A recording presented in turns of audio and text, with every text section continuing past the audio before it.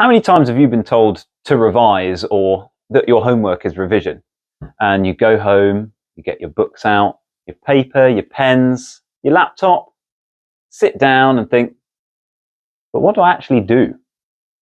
In this video, I'll explain what you can actually do to revise and why you're doing it in the first place.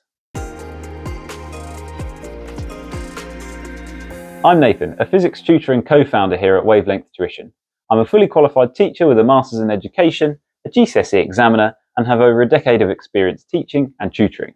When you revise, you're not learning new stuff. You're practicing things you've been taught before, so it's easier to remember them in the future.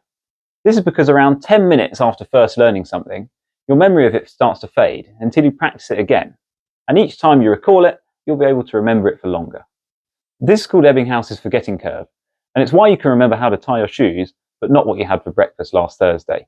Ultimately, this means that if you want to remember everything you need for an exam in 1, 2, or even 3 years' time, you need to be consistently and regularly going through content once you've learnt it.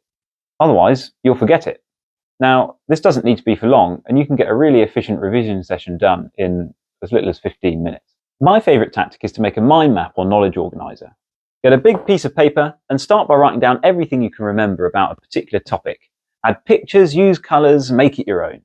You could do it like a typical mind map, or lay it out another way, but it's up to you. Once you can't think of anything else, use a textbook, the internet, or even an AI like ChatGPT to help you fill in the blanks. You could then keep this and stick it to your wall when you get close to the exam.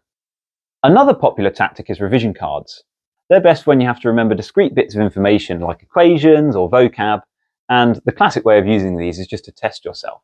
But you could also stick them around your house on the run up to a test, or if you're really struggling to remember a few facts. And then when you find an object with a card on, you have to answer that card before you use the object. If you're confident with the content, then a great thing to do is past paper questions. You can find them all over the internet by searching for your subject, topic, and exam board.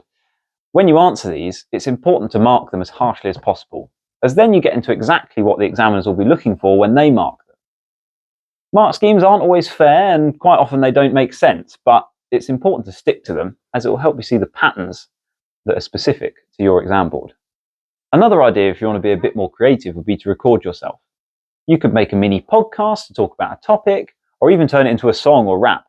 While this might sound cringy, applying what you know to a different context, such as something creative like turning it into a song, is a really efficient way of revising. And lastly, you don't have to do it alone. Using other people, such as family or friends, can make revising so much more enjoyable, and it can be really efficient as well. Once you've got a mind map or some revision cards or just a list of questions, you could have a friend or family member test you on some key knowledge.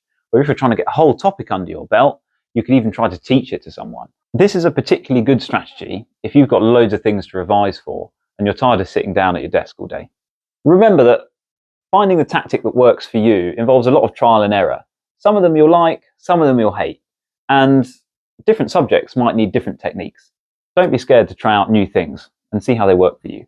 Don't forget to like and subscribe, and if you need any further help with revision or anything else in your studies, then get in touch with us at wtuition.co.uk or email info@wtuition.co.uk.